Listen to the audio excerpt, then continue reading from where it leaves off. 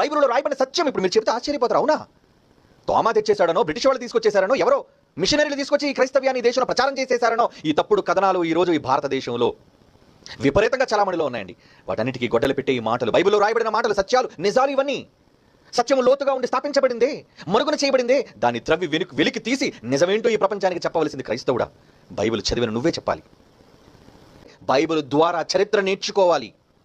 చరిత్రకారులు బైబిల్ ముందు తల ఒగ్గి తల వంచి బైబిల్లో లిఖించబడిన దేవుని ద్వారా వ్రాయించబడిన వేల సంవత్సరాల నాటి చరిత్ర, ఈ చరిత్రకారులు నిన్నగాక మన పుట్టిన వాళ్ళు వీళ్ళంతా, వీళ్ళు నేర్చుకోవాలండి.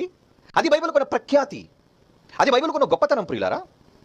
కనుక పాపం నెహ్రూ గారు అంటున్నట్లుగా మొదటి 100 సంవత్సరాల్లో వచ్చేసింది క్రైస్తవ్యం అని పాపం నెహ్రూ గారు అన్నారు. కానీ నెహ్రూ గారికి తెలియని ఒక నిజం బైబిల్లో ఉంది.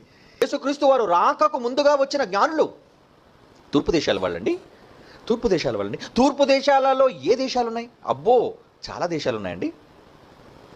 తూర్పు దేశాల్లో ఒక Saudi Arabia, Iran, Iraq, China, Russia, India, ఏమండి, ఇవన్నీ కూడా అతిపెద్ద భూభాగాలుగా మనకు కనబడుతున్నాయి. అంటే ఆసియా ఖండంలోని ఉన్న దేశాలవన్నీ, ఆసియా ఖండంలో చరిత్రలు లిఖించబడిన దేశాలుగా గుర్తించబడ్డాయి అవన్నీ. చూడండి, కావలిస్తే మీరు ప్రపంచ పటాన్ని చూడండి, వరల్డ్ మ్యాప్. అందులో మీరు ఒకవేళ ఆసియా ఖండం వైపు తొంగి చూస్తే ఆసియా ఖండంలో మీకు కనబడే దేశాలు అవన్నీ తూర్పు దేశాలు. మరి తూర్పు దేశాల్లో ఉన్న వాళ్ళు యేసు ప్రభు ఇంకా రాలేదు, వీళ్ళు అనుకుంటున్నాడు క్రైస్తవ్యం ప్రారంభించబడలేదు. అప్పుడు క్రైస్తవ్యం అన్న పదానికి అర్థం లేదండి. No Christianity. యేసు వెళ్ళిన తర్వాత కదండి క్రిస్టియానిటీ వచ్చిందంటున్నారు. యేసు వెళ్ళిన తర్వాత కదండి క్రైస్తవ్యం వ్యాపించింది అంటున్నారు. మరి ఏ వ్యాప్తి లేనప్పుడు తూర్పు దేశాల్లో ఉన్న వాళ్ళు యూదులు కారు. ఎందుకంటే యూదులు ఎక్కడున్నారు? యూదులు ఎక్కడున్నారు? పాలస్తీనాలో ఉన్నారండి యూదులు. మరి తూర్పు దేశాల్లో ఉన్న వాళ్ళు వెతుక్కుంటూ ఎందుకు వచ్చారు? ఒకళ్ళు నిజంగా వాళ్ళు యూదులైతే వాళ్ళు యూదులని దేవుడు బైబిల్లో వ్రాయించి ఉండేవాడు. యూదులైన జ్ఞానులు అని ఖచ్చితంగా దేవుడు వ్రాయించి ఉండేవాడు. జ్ఞానులు అన్నాడంతే. అంటే ఒక మహాసామ్రాజ్యాన్ని విస్తరింప చేయడానికి వచ్చిన యేసుక్రీస్తు వారిని గురించిన ముందుగా సమాచారం తూర్పు దేశాల్లో ఆల్రెడీ ఉంది. నక్షత్రం ఉదయిస్తుందని వాళ్ళకి ఎలా తెలుసు? ఇది ఆయన నక్షత్రం అని ఎలా తెలుసు? అది యూదుల రాజుగా యెరూషలేములోనే పుడుతున్నాడు అనే సంగతి వాళ్ళకి ఎలా తెలుసండి? అప్పటికి క్రైస్తవ్యం ఏంటండి? పాపం నెహ్రూ గారు అనుకున్నారు క్రీస్తు వచ్చిన తరువాత 100 సంవత్సరాల క్రైస్తవ్యం లేదా క్రీస్తుని గురించిన సమాచారం భారతదేశానికి వచ్చిందని పాపం ఆయన ఉత్తరంలో రాశాడు. కొంతవరకు రైట్ అది, ఏమండి, కొంతవరకు రైటు. కానీ ఇంకా పూర్తిగా తెలియాలి. జవహర్లాల్ నెహ్రూ గారికి తెలియనిది, జవహర్లాల్ నెహ్రూ గారు చదువుకున్న ఆక్స్ఫర్డ్ యూనివర్సిటీ చరిత్రలో లేనిది, యేసుక్రీస్తు వారు పుట్టినప్పటికే వచ్చేసారు వాళ్ళు వెతుక్కుంటూ. ఎలా? ప్రయాణం చేసండి. ఫ్లైట్ మీరు ఎక్కితే 20 గంటల పైన మీరు ప్రయాణం చేయాలి, 20 hours గాలిలో. మరి అటువంటి సాధనాలు ఏవి లేనప్పుడు వాళ్ళు కేవలం భూమార్గము గుండా వాళ్ళు నడుచుకుని ప్రయాణం చేసి ఎంత దూరం వాళ్ళు ప్రయాణం చేసి ఉండాలి? ఒకళ్ళు రష్యా నుంచి అయితే, ఒకళ్ళు భారతదేశం నుంచి అయితే, ఒకళ్ళు చైనా దేశం నుంచి అయితే, ఒకళ్ళు ఇరాన్ నుంచి అయితే, ఇరాక్ నుంచి అయితే, ఆఫ్ఘనిస్తాన్ నుంచి అయితే, పాకిస్తాన్ నుంచి అయితే, ఎంత దూరం ప్రయాణం చేయాలండి భూభాగం పైన? మొత్తానికి వాళ్ళు ప్రయాణం సాగించారు. యేసుక్రీస్తుని ఒక చరిత్ర పురుషుడు పుట్టబోతున్నాడు అనే విషయాన్ని వాళ్ళు ముందుగా ఆయన గురించిన సమాచారం వాళ్ళకు తెలుసు గనుకనే వాళ్ళు వచ్చారు. తెలియకుండా వాళ్ళు ఎలా వస్తారండి? తెలుసు కనుకనే యూదుల రాజుగా పుట్టినవాడు ఎక్కడున్నాడు అని అడుగుతున్నారు. ఆయన నక్షత్రాన్ని గురించిన వివరాలు వాళ్ళు చెబుతున్నారు. అంటే ముందుగా యేసుక్రీస్తు వారిని గురించిన సమాచారం యేసు పుట్టక ముందే తూర్పు దేశాలకు వ్యాపించిందన్న విషయాన్ని ఎక్కడ మీరు నోట్ చేయాలి? ఈ చరిత్రకారులు నోట్ చేయాలి. అవును, అది బైబిల్ చెప్పిందండి. బైబిల్ చెప్తుంది.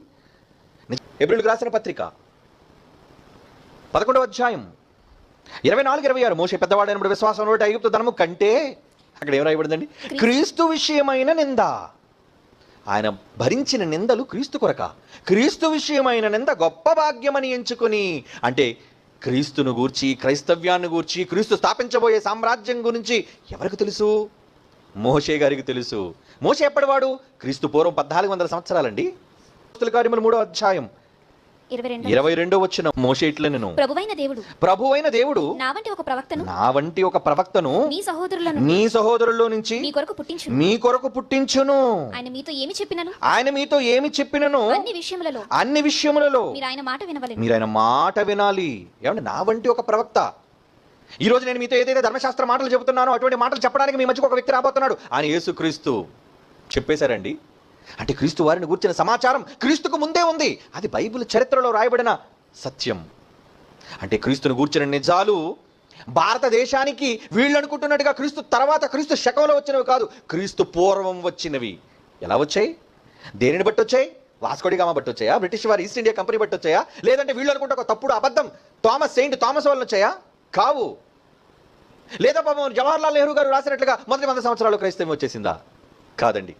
క్రీస్తును గూర్చిన సమాచారం, క్రీస్తును పంపిన దేవుని గూర్చిన సమాచారం క్రీస్తుకు ముందటి కాలంలోనే భారతదేశానికి వచ్చిందన్న విషయం ఈ చరిత్రకారులు తెలుసుకోవాలి. ముఖ్యంగా ఈ దేశంలోని మత ఛాందసవాదులు గుర్తించాలి. ఎలా అంటారా? ఇప్పుడు చెప్తున్నాను చూడండి. క్రీస్తుకు ముందు ఆయన పుట్టింది రోమా ప్రభుత్వ కాలంలో, ఆ సామ్రాజ్యం ఏలుతున్న కాలంలో. దానికి ముందటి సామ్రాజ్యం గ్రీకు సామ్రాజ్యం మీకు తెలుసు. దానికి ముందు ప్రపంచాన్ని ఏకఛత్రాధిపత్యంగా పరిపాలించిన వాళ్ళలో మాదీయులు, పారసీకులు ఉన్నారనే సంగతి కూడా మనకు తెలుసు. దానికి ముందు బబులోను మహాసామ్రాజ్యాలను గురించి వ్రాయబడిన సంగతి కూడా మనకు తెలుసు. ఓకే, ఇప్పుడు బబులోను సామ్రాజ్యాన్ని కోసం కాకుండా మాదీయులు, పారసీకుల సామ్రాజ్యాన్ని గురించి మనం మాట్లాడుకుందాం. అంటే పారసీకులు ఏలుతున్న సామ్రాజ్య కాలంలో భారతదేశానికి సంబంధించిన వివరాలు ఏమైనా బైబిల్ చరిత్రలో రాయబడ్డాయా అని ఆలోచిస్తే ఒకసారి బైబిల్ తెరిచి చూడండి ప్రియులారా. ఎస్తేరు గ్రంథం మొదటి అధ్యాయం మొదటి వచనం. ఎస్తేరు గ్రంథం మొదటి అధ్యాయం మొదటి వచనం. అహష్వేరోషు దినములలో జరిగిన చర్యల వివరము. హిందూ దేశం అన్నది చూడబాం. ఈ హిందూ దేశం ఒకటి ఎంత హిందువులు అంటున్నారు ఈ అమాయకులు సన్నాసులు. సింధ్ అది. ఎందుకంటే పర్షియన్స్ అండి వీళ్ళు. ఎవరో అహష్వేరోషు ఎవరు అనుకున్నారు? హీజ్ అ పర్షియన్ కింగ్, పారసీక దేశపు రాజు. ఈ పారసీకులు పరిపాలిస్తున్నప్పుడు ఈ పారసీకుల రాజైన అహష్వేరోషు ఏమని మాట్లాడుతున్నారు? ఆ రోజు మన భారతదేశానికి సస్యశ్యామలంగా ప్రవహించిన నదులలో సింధు నది ఒకటైతే ఆ సింధును వాళ్ళు పర్షియా భాషలో హింద్ అని పిలిచారు కనుకనే అది హిందూ దేశంగా పిలువబడింది. అంటే మాదీయ పారసీకులు ఈ దేశాన్ని, ప్రపంచాన్ని పరిపాలిస్తున్న కాలంలో ఏముందని బైబిల్ చెప్తుంది చూడండి. అహష్వేరోషు దినములలో జరిగిన చర్యల వివరము హిందూ దేశము మొదలుకొని కూషు దేశం, అంటే ఈ రోజున ఆఫ్రికా, మధ్యధరా సముద్రానికి కిందనున్న అదే ఆఫ్రికా ఖండంలోని ఇథియోపియా. కూషు దేశం అన్నారు దానిని. హిందూ దేశం మొదలుకొని కూషు దేశం వరకు 127 సంస్థానములకు అహష్వేరోషు ఏలెను అంటున్నాడు చూడండి. అహష్వేరోషు పరిపాలించాడు, ఏలిక. అంటే ఆ రోజు అహష్వేరోషు పరిపాలించిన కాలానికే హిందూ దేశం అంటే ఈ రోజు నువ్వు అనుకుంటున్న భారతదేశం, అందులో సామంత రాజులుగా ఉన్నారు, కప్పం కట్టేవాళ్ళుగా ఉన్నారు. కారణం జయించారా? అహష్వేరోషు తండ్రి చరిత్రలో రాయబడిన ఆధారాన్ని మీకు ఇప్పుడు చూపిస్తున్నాను. ఎందుకంటే బైబిల్లో రాయబడింది ఎక్కడైనా మీరు హిందూ దేశాన్ని బైబిల్లో రాసేసుకున్నారు కానీ చరిత్రలో ఎక్కడైనా ఈ పర్షియన్స్ అన్నవాడు భారతదేశాన్ని స్వతంత్రించుకున్నట్లుగా కానీ, దాన్ని ఆక్యుపై చేసినట్లుగా కానీ, దాన్ని ఏలినట్లుగా కానీ దాఖలాలు ఉన్నాయని ప్రశ్నించవచ్చు. చూద్దాం. అందుకే చూడండి, ఇన్వేషన్ ఆఫ్ ఇండస్ వ్యాలీ అంటే సింధు నదండి, మన సింధు నాగరికత చరిత్రలో రాయబడింది. ఇది వికీపీడియా. అంటే చరిత్రలో ఎప్పటికీ లిఖించబడి నమోదు చేయబడిన సంఘటనలు ఇవన్నీ కూడా. ఏమంటున్నాడు? Darius conquered the land surrounding the Indus river in 515 BC. Darius I controlled the Indus Valley from Gandhara to modern Karachi, ఏదంటే Pakistan, and appointed the Greek Silax of Carianda to explore the Indian Ocean, అంటే హిందూ మహాసముద్రం, from the mouth of Indus to Suez canal వరకు, sewage జలసంధి వరకు, ఇటు హిందూ మహాసముద్రం నుంచి, సింధు నుంచి, అలాగే సువేజ్ నది వరకు ఆయన పరిపాలించాడు. కాంకర్డ్ అంటే చూడండి, సరౌండింగ్ ల్యాండ్స్. డరియస్ I కంట్రోల్డ్ అంటున్నారు. కంట్రోల్డ్ అంటే ఇంతకీ డరియస్ ఎవరో మీకు ఇంగ్లీష్లో కదండి, బైబిల్లో ఇతను గురించి రాయబడిన మాట ఏంటో తెలుసా? దర్యావేషు అండి అతని పేరు. బైబిల్లో ఇతని గురించి ఏం రాయబడింది తెలుసా? దర్యావేష్ అండి. దర్యావేష ఎక్కడుందబ్బా దర్యావేషు? ఎజ్రా గ్రంథం తీయండి. బైబిల్ చరిత్రకు పట్టిన చెదలను చెదరగొట్టేది బైబిల్, గ్రేట్ బైబిల్. ఎజ్రా గ్రంథం 4వ అధ్యాయం 5వ వచనం చూడండారా. పారసీక దేశపు రాజు, పర్షియన్ కింగ్.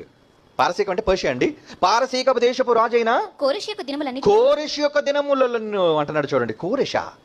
ఎవరి కోరెష్ అంటే తెలుగులో కోరెష్ అని ఉంది, బట్ ఇంగ్లీష్లో he is none other than Cyrus. ఏమండి? దర్యావేషు ఎజ్రా 4:5లో ఉన్న మాట అండి. పారసీక దేశపు రాజైన దర్యావేషు యొక్క పరిపాలన కాలం. దర్యావేషు యొక్క పరిపాలన అంటున్నాడు చూడండి. దర్యావేషు యొక్క పరిపాలన అంటే దర్యావేషు ఉన్నాడా బైబిల్లో? అవును. ఈరోజు చరిత్రలో ఎవరైతే సింధు నది మొదలుకొని ఈ పారివాహిక ప్రాంతాలను వీటన్నిటిని కంట్రోల్ చేశాడో, వీటన్నిటిని హస్తగతం చేసుకున్నాడో అతడు దర్యావేషు. ఆర్కిమిడీ వీళ్ళంతా కూడా మరి వీళ్ళ వంశం, వీళ్ళ పూర్వీకులు, తాత తండ్రులు, వీళ్ళ మొదటి రాజులు, తర్వాత రాజులు. వీళ్ళని గురించి ఒకసారి బ్రీఫ్గా మీకు చూపిస్తాను, ఎందుకంటే చరిత్రలో నమోదు చేయబడిన వాళ్ళు. ఏమండి? ఓకే అండి. క్రీస్తుపూర్వం 700 నుంచి ఉందండి వీళ్ళంతా ఆర్కిమినీస్ అని అంటారు చూడండి. అంటే వీళ్ళంతా కూడా వీళ్ళ వంశవృక్షం. ఓకే. అయితే మనకి ఆర్కిమినీస్ కింగ్ ఆఫ్ పర్షియా కోసం పెద్దగా తెలియదు, టైపిస్ కోసం తెలియదు. ఏమండి? చూడండి ఇక్కడ చూడండి, సైరస్ ద గ్రేట్ అని చూసారా? సైరస్ ఇతను ఎవరో కాదండి, కోరెషు. బైబిల్లో కోరెష్ అని రాయబడిందండి ఇతని కోసం. కోరెషు చూస్తున్నారా పైన, అదిగోండి సైరస్ ది గ్రేట్ అని చూడండి. సైరస్ ద గ్రేట్ చూస్తారా? ఏమండి సైరస్ ది గ్రేట్ ఎవరు? ఆయన పారసీక దేశపు రాజు. ఎప్పటి నుంచి ఎప్పటికి పరిపాలించాడు? క్రీస్తు పూర్వం కదండి. 559 నుంచి 530, ఇంచుమించు సుమారు 28 కాలంలో ఉన్న రాజు, చక్రవర్తి. అతని ఏలుబడిలో భారతదేశము ఉంది. అది ఎందుకంటే అతను సింధు వరకు అతను ఆక్రమించుకున్నాడు. సింధ్ అంటే అది భారతదేశంలో ఒక భాగం అండి. కరాచీ ఇప్పుడున్న పాకిస్తాన్, ఒకప్పుడు భారతదేశంలో అది భూభాగం. పాకిస్తాన్ విడిపోయింది ఇప్పుడు, కానీ అది మన భూభాగం, సింధు భూభాగం, హిందూ భూభాగం అది. కనుక ఈ సైరస్ ద గ్రేట్ అన్న వాని కుమారుడే దర్యావేష్. అంటే దరియస్ ద కింగ్ అని చూసారు left side. Darius 1 king of Persia. 522 486 మీరు చరిత్రలో చూస్తున్నారే. ఇతను ఎవరో కాదండి, సైరస్ ద గ్రేట్ అన్న తర్వాత వచ్చిన రాజు. ఇతనికి వరుసకు అల్లుడు అవుతాడు. ఎందుకంటే అతనికి పుట్టిన సైరస్ ద గ్రేట్ అన్న అతను ఉన్నారు చూసారా, king of Persia, Cyrus the great. కోరెషు యొక్క కుమార్తె అటోసా, ప్రిన్సెస్. కోరెషు యొక్క కుమార్తెను వివాహం ఆడిన వాడే దర్యావేషు. డరియస్ ద గ్రేట్ అన్నారు. అందుకే సైరస్ ద గ్రేట్ చాలా గొప్పవాడు. అంటే పారసీక దేశపు రాజుల్లో ముందు చాలా మంది తాత ముత్తాతలు ఉన్నారు, కానీ ఈ సైరస్ కోరెషుకున్నంత గొప్పతనం ఈ ముందున్న రాజులు ఎవరికీ లేదండి చరిత్రలో. మీరు వికీపీడియా చూసి చదవండి. అతనంత ప్రాముఖ్యత కలిగిన వాడు. సంస్థానాలు స్థాపించడంలో కానీ, తన రాజ్యాన్ని విస్తరింపచేయడంలో కానీ సైరస్ ద గ్రేట్ గొప్పవాడు. అతని కుమార్తెను వివాహం చేసుకున్నవాడే దర్యావేషు. He is Darius 1 king of Persia. అటోసాను చేసుకున్నాడు. వివాహం చేసుకోవటం వల్ల ఇతను అల్లుడే సామ్రాజ్యానికి తర్వాత చక్రవర్తిగా మారాడు. ఆ దర్యావేషు కోసం మీరు ఎంత అక్కడ చదివారే ఎజ్రా గ్రంథంలో. ఇప్పుడు సైరస్ కోరెషు కోసం మీరు చదువుతారా? చూడండి యెషయా గ్రంథం. అలాగే ఉంచున్నాను. యెషయా గ్రంథం 45వ అధ్యాయం 13వ వచనం. యెషయా గ్రంథం 45వ అధ్యాయం 13వ వచనంలో చూడండి. బైబిల్ కోరెషు గురించి ఏం మాట్లాడుతుందో. నీతిని బట్టి కోరెషును రేపితిని. నీతిని బట్టి అసలు కోరెషును రేపింది నేను రా, వాడిని అధికారాన్ని ఇచ్చింది నేను రా, సింహాసనం మీద కూర్చోబెట్టింది నేను రా అంటున్నాడండి. ఏమండి ఆ రోజు దానియేలులో రాయబడిన మాట కానీ ఈ రోజుకి మనం చెప్పుకుంటున్న మాట వెనుక ఎన్ని వాస్తవాలు ఉన్నాయండి. ఎవడండి కాదనగలడు? దేవుని వలన నియమింపబడిన తప్ప మనుష్యులలో ఏ అధికారాలు లేవండి. ఈ రోజు మనం ఏదైతే అధికారాలు అనుకుంటున్నామో ఈ అధికారాలన్నీ ఎవరో తెలుసా? దేవుడు వలన నియమించబడిన అధికారాలు అండి. దేవుని వలన నియమించబడిన అధికారాలు ఇవన్నీ. ఆ రోజు ఎవరు నియమించారంటే కోరెషు. సైరస్ ది గ్రేట్ అంటున్నారే 559 క్రీస్తు పూర్వం నుంచి 530 వరకు పరిపాలించిన ప్రపంచ పర్షియా చక్రవర్తి, పారసీక చక్రవర్తి. అతని గురించి బైబిల్ ఏమంటుంది? యెషయా గ్రంథం 45:13. నీతిని బట్టి కోరెషును రేపితిని. అతని మార్గములన్నీ సరళము నేను చేస్తాను. కారణం అతడు నా పట్టణమును కట్టించు. అతడు నా పట్టణాన్ని యెరూషలేము పట్టణాన్ని కట్టిస్తాడు. ఇంకో మాట చూస్తారా? 2వ దినవృత్తాంతముల గ్రంథం 36వ అధ్యాయం చూడండి. 2వ దినవృత్తాంతముల గ్రంథం 36వ అధ్యాయం 23వ వచనం చూడండి ప్రియులారా. ఇవన్నీ కూడా చరిత్ర ఆధారంగా మాట్లాడుతున్న మాటలు, కట్టుకథలు కావు, కల్పిత గాథలు కావు. ఇవి గ్రీనిష్ గా కనబడుతుంది. Okay, very good. ఇప్పుడు చదవండి ఆ మాట. 2వ దినవృత్తాంతముల గ్రంథం 36వ అధ్యాయం 23వ వచనం చూడండి ప్రియులారా. ఏమంటున్నాడు? పారసీక దేశపు రాజు. బైబిల్ అండి, బైబిల్. ఎవడండి బైబిల్ తప్పన్న సన్నాసి కాషాయ గోండా ఎవడరా నువ్వు? నిన్నగాక మొన్న పుట్టినవాడివి. బైబిల్ విదేశీ పుస్తకం అంటావా? బైబిల్ ఏదో ఎరువు తెచ్చబడిన మిగతా దేశాల నుంచి వచ్చేసినది అంటావా? ఏంట్రా నీకు తెలుసు చరిత్ర? బైబిల్ కన్నా చరిత్ర నీకు తెలుసా? నా దేవుడు సృష్టికర్త రాయించిన చరిత్ర కన్నా నీకు తెలుసా? ఆఫ్టర్ నువ్వు రాసుకున్న చరిత్ర పుస్తకాలు తుప్పు పట్టేసే, అవన్నీ తప్పులు చెదలు పట్టాయి. వాటికి సత్యము లోతుగా ఉంది బైబిల్లో. ఈరోజు దాన్ని వెతికి తీస్తున్నాం మనం బయటికి. అందులో ఏమనుందండి? 2వ దినవృత్తాంతం 36:23 మళ్ళా చదవండి ఆ మాట. పారసీక దేశపు రాజైన కోరెషు ఆజ్ఞాపించినదేమనగా ఆకాశమందలి దేవుడైన యెహోవా. అంటే యేసు క్రీస్తుకు తండ్రి అయిన యెహోవా కోరెషుకు తెలుసా? కోరెషుకు తెలుసా? అవును, కోరెషుకు తెలుసు. ఒరే పిచ్చి సన్నాసి, ఈ భారతదేశంలో పుట్టిన నీకు తెలియదురా? ఒరే కుక్క, నీకు తెలీదు. కానీ యేసు తెలుసు. యేసుకు తండ్రి అయిన యెహోవా. ఎవరు పంపితే యేసుక్రీస్తు వచ్చాడు? యెహోవా. ఆయనను గురించి మాట్లాడుతున్నాడు. ఎవరు? నీ తాతలకు తాత, నీ బాబులకు బాబు. ప్రపంచ చరిత్రలో పారసీక దేశపు చక్రవర్తిగా యావత్తు ప్రపంచాన్ని, ఇంక్లూడింగ్ యువర్ ఇండియా, నీ భారతదేశాన్ని కూడా కలుపుకొని వాడిలో ఉన్నాడయ్యా. అతను ఏమని మాట్లాడుతున్నాడు వినాలి. ఆకాశమందలి దేవుడైన యెహోవా లోకమందున్న సకల జనములను నా వశం. ఈ రోజు నేను సైరస్ ది గ్రేట్ అని నేను అనిపించుకుంటున్నాను అంటే, అదిగోండి గ్రీన్ లో ఉంది చూసారా? కొంచెం పైకెత్తున్నానా? కొంచెం పైకెత్తు. సైరస్ 2 అని ఉంది. ఇతనే మెయిన్ అండి. అంతకుముందు సైరస్ 1, క్యాంబిసెస్ వీళ్ళందరూ ఉన్నారు, వాళ్ళ తాత ముత్తాతల వాళ్ళు. కానీ సైరస్ 2 550 నుంచి 530 వరకు పరిపాలించిన వాడిలో ఆ కోరెషు ది గ్రేట్ అనిపించుకున్నాడు చరిత్రలో. కారణం ప్రపంచ జనాంగాలను దేవుడు అతనికి అప్పగించాడు. ఎందుకు అప్పగించాడు? నేను ఏర్పాటు చేసుకున్నాను కోరెషుని. కోరెషు నా మనిషి అంటున్నాడు దేవుడు. బైబిల్లో రాయబడిందండి. ఎంత గొప్ప సత్యం అండి.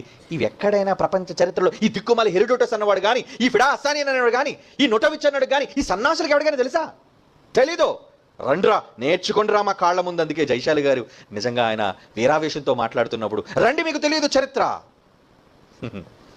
క్రీస్తు ఇండియాకు రాలేదని 25 ఏళ్ల క్రితం సవాలు చేసి ప్రపంచ చరిత్రకారులను తప్పుపట్టారు అంటే కారణం బైబిల్. బైబిల్ అండి, బైబిల్. బైబిల్ కొన్న ఖ్యాతి, బైబిల్ కొన్న గొప్పతనం మీరేదైతే చూసారో, ఆ కోరెషు అన్న వాడిని దేవుడు నియమించి సకల గోత్రముల వారిని, సకల జనములను నాకు అప్పగించాడు.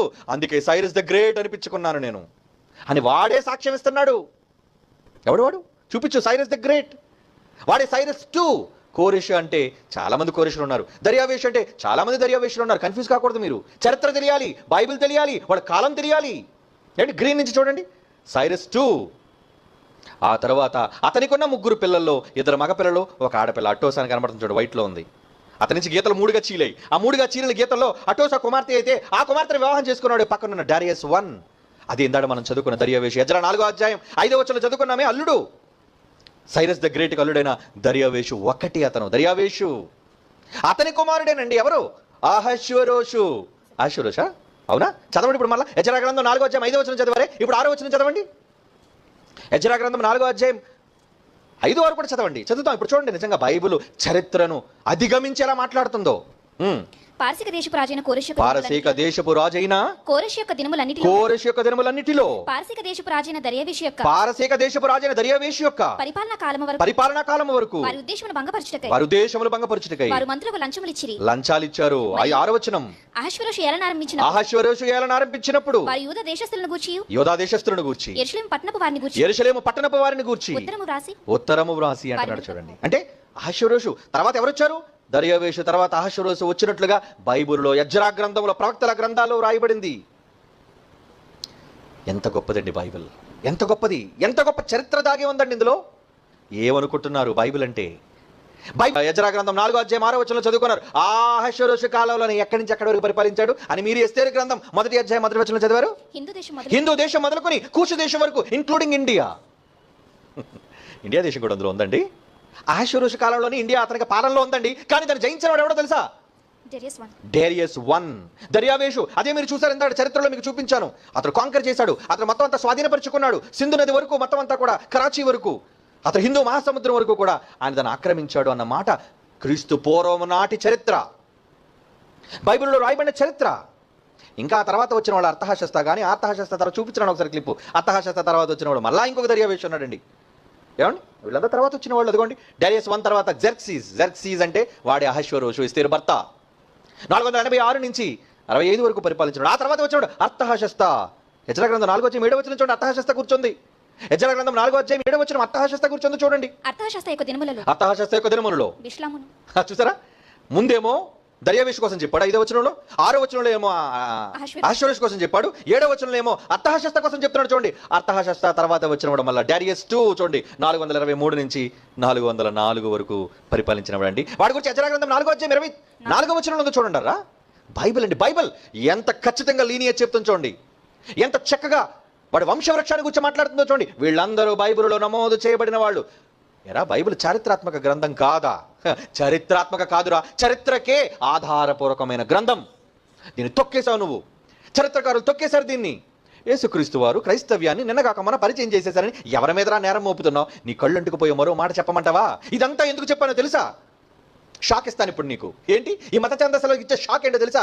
క్రీస్తు అనేసరికి నిన్నగాక మొన్న వచ్చేసారండి, వీళ్ళంతా చెప్పేశారండి అని పాపం అమాయకులు వాపోతున్నారు. కానీ యేసుక్రీస్తు వారిని గురించి ముందుగా తెలుసుకొని తూర్పు దేశపు జ్ఞానులు వచ్చారు అంటే, తూర్పు దేశాల్లో బైబిల్ను గురించిన జ్ఞానం, యెహోవాను గురించిన జ్ఞానం ఎప్పుడు వచ్చిందో ఇప్పుడు మీరు చూడాలి. దానియేలు గ్రంథం తీయండి, బైబిల్ దానియేలు గ్రంథం 6వ అధ్యాయం 25వ వచనం చూడండి. దానియేలు గ్రంథం 6వ అధ్యాయం 25, 26 వచనాలు చూడండి, 27 వరకు, 28 వరకు. అప్పుడు రాజుకు దర్యావేషు లోకమంతటా నివసించు సకల జనులకు, రాష్ట్రములకు, ఆయా భాషలు మాట్లాడే వారికి ఎలాగో వ్రాయించాడు. ఇది నోట్ చేసుకోవాలి. These are the golden words in the history of the entire mankind. అంటే ఎవరి దర్యావేషు? పారసీక దేశపు రాజు. అతను ఏం చేశారట చూడండి. లోకమంతటా నివసించు లోకమంతటా నివసించు సకల జనులు కూడా చూడండి, ఇంక్లూడింగ్ ఇండియా. పూర్వీకులను అడిగితే రాయబడిన చరిత్రలో ఏముందో తెలుసా? ఈ దేశానికి పారసిక దేశ అహష్వేరోషు పరిపాలించిన దాంట్లో హిందూ దేశం ఉంటే ఆ హిందూ దేశానికి ఏమని చాటింపు వచ్చిందో, ఏమని ప్రకటన వచ్చిందో ఈ సన్నాసులు తెలుసుకోవాలి. ఏంటది? చదువు. సకల లోకమంతటా నివసించు సకల జనులకును రాష్ట్రములకును ఆయా భాషలు మాట్లాడు వారికి దర్యావేషు రాయించారు. డారియస్ ద గ్రేట్ రాయించారట. రాయించి ఈ మాట ఈ దేశాలకు పంపు, ప్రపంచ సకల రాష్ట్రాలకు పంపు అని రాయించి పంపాడటండి. ఏమని పంపించాడు? తాకీదు. మీకు క్షేమాభివృద్ధి కలుగును గాక. నా సముఖమున నియమించినదేమనగా ఏమని నియమించను తెలుసా? ఆర్డర్. నా రాజ్యములోని సకల ప్రభుత్వముల యందుండు నివాసులు అంటున్నాడు చూడండి, ఇంక్లూడింగ్ ఇండియన్స్. ఆ రోజు ఇండియా చరిత్ర ఉందని ఒప్పుకుంటే ఆ ఇండియాను కూడా హస్తగతం చేసుకున్న వాడు ప్రపంచ చక్రవర్తిగా పారసిక దేశపు రాడు డారియస్ పరిపాలించాడు అన్నది నువ్వు చరిత్రలో చదివిన నిజమైతే ఏమని రాయించి పంపాడు తెలుసా? ఇంక్లూడింగ్ ఇండియాకు వచ్చింది సమాచారం. సకల ప్రభుత్వముల యందుండు నివాసులు దానియేలు యొక్క దేవునికి భయపడుచు ఆయన సముఖమున వణుకుచుండవలెను. Is the one and only real god అంటున్నాడు చూడండి. ఆయనే జీవము కలిగిన దేవుడు. ఆయనే యుగ యుగములు ఉండువాడు. హ్యాట్స్ ఆఫ్ అండి, హ్యాట్స్ ఆఫ్. ఏమంటే నిజంగా ఈ మాట చదివినప్పుడు ఒళ్ళు పులకరించిపోయిందండి నాకైతే. అవునా? ప్రపంచ చక్రవర్తి ఏమని రాయించాడు? ఇండియా కూడా వచ్చిందిరా ఉత్తరం. వరే దరిద్రుడా, మీరు కప్పిపెట్టేస్తారులే, మీరు అలాగే నిజాలు పాతేసేవాళ్ళు, నిజాలు దాచే సన్నాసులు మీరు. ఏమని వచ్చింది? తన క్రింద సంస్థానాలకు ఏమని రాయించాడో తెలుసా? దర్యావేషు ఏమని రాయించాడు? నా రాజ్యంలోని సకల ప్రభుత్వముల యందుండు నివాసులు దానియేలు యొక్క దేవునికి భయపడుచు ఆయన సముఖమున వణుకుచుండవలెను. ఆయనే జీవము కలిగిన దేవుడు. ఆయన రాజ్యము నాశనము కాదు. ఆ రాజ్యాన్ని స్థాపించడానికి వచ్చిన వాడు క్రీస్తు. ఆయన వారసుడు. అవునా? యేసు క్రీస్తు ఏ క్రైస్తవ సామ్రాజ్యాన్ని స్థాపించడానికి వచ్చాడో ఆ క్రీస్తుని వెతుక్కుంటూ తూర్పు దేశాల వాళ్ళు వచ్చారో ఆ తూర్పు దేశాల వాళ్ళు రాకముందు దర్యావేషు కాలంలో ప్రపంచ దేశాలకు వెళ్ళిందండి. ఏంటది? ఆర్డర్, రిక్వెస్ట్ కాదు. అంటే ఏంటి? చట్టం. తాకీదులు రాయించి పంపించాడు. ఏమి రాయించాడు తెలుసా? నాకు తెలిసిన ఒక జీవం కలిగిన దేవుడు ఉన్నాడు. I may be a Persian, నేను ఒక పారసిక దేశపు రాజును కావచ్చు, కానీ ఎవరట దేవుడు అంటున్నాడు? దానియేలు యొక్క దేవునికి మీరు భయపడండిరా, మీరు భయపడండి. ఇంక్లూడింగ్ ఇండియా, రష్యా, అంటే తూర్పు దేశాల్లో ఉన్న దేశాల కోసం నేను చెప్తున్నానండి. China, Afghanistan, Balochistan, Pakistan, Saudi Arabia, Iran, Iraq, ఇవన్నీ తూర్పు దేశాలు. ఈ తూర్పు దేశాలలో ఏమండి దర్యావేషు అంటే క్రీస్తు పూర్వం 500 సంవత్సరాల కాలంలోనే, బిఫోర్ క్రైస్ట్ 500 ఇయర్స్ ముందుపే ఏమొచ్చేసిందండి భారతదేశానికి? యెహోవా జీవం కలిగిన దేవుడు, ఆయన రాజ్యాన్ని స్థాపించబోతున్నాడు, ఆయన ద్వారా ఒక వారసుడు రాబోతున్నాడు, ఆయనే జీవం కలిగిన నిజమైన దేవుడు, ఆయన సముఖమున అందరూ వణకాలి. అదండి నా దేవుడని యెహోవా గొప్పతనం, ఖ్యాతి. నా యేసుక్రీస్తుకు జన్మనిచ్చిన కన్నతండ్రి అయిన దేవుని యొక్క విశిష్టత, గొప్పతనం. రాజులని కాళ్ళ కింద వేసుకున్నాడు ఆయన, రాజులని వణికించాడు ఆయన. ప్రపంచ సామ్రాజ్య నేతలకే నేనే దేవుణ్ణి ప్రకటన చేయించాడు వాళ్ళతో. అప్పటికి ఉన్న హిందూ దేశం మొదలుకొని కూచ దేశం వరకు ఎన్ని సామ్రాజ్యాలైతే మొత్తం అధికారం అయితే వాళ్ళ కింద ఉందో ఆ రాజ్యాలన్నిటికీ రాయించి పంపాడు. ఏమని? దానియేలు దేవుడు నిజమైన దేవుడు, జీవం కలిగిన దేవుడు, ఆయన సామ్రాజ్యాన్ని స్థాపించబోతున్నాడు, దానికి నాశనం లేదు.